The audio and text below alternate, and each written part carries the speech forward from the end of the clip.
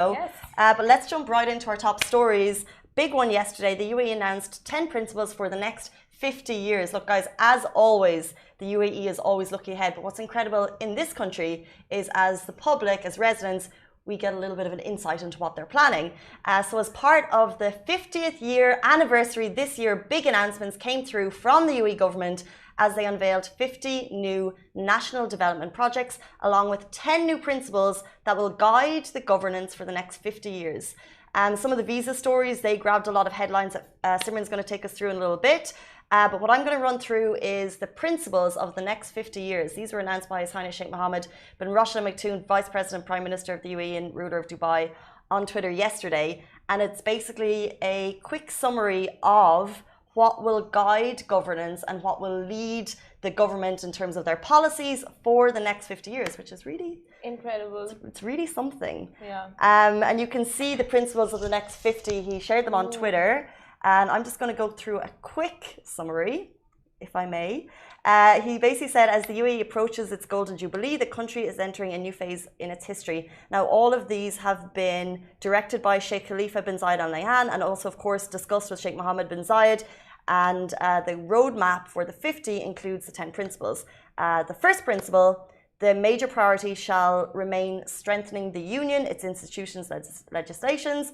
The second principle will focus over the upcoming period on building the best and most dynamic economy in the world.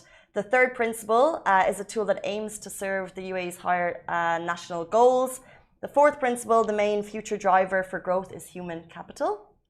Fifth principle, good neighbourliness in the basis of stability. Sixth principle, cementing the reputation of the UAE globally as one nation in a national mission for all institutions. Do you want to run through the seventh principle? So the seventh one, the digital, technical and scientific excellence of the UAE will define its new development and economic frontiers.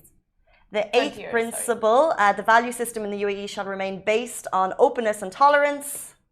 And the UAE's foreign humanitarian aid is an essential part of its own vision and moral duty. And finally, the 10th principle calls for peace and harmony among ourselves and, of course, among our neighbouring countries. Now, you can get all of that on Twitter. And just a quick, I just want to look at two quite quickly.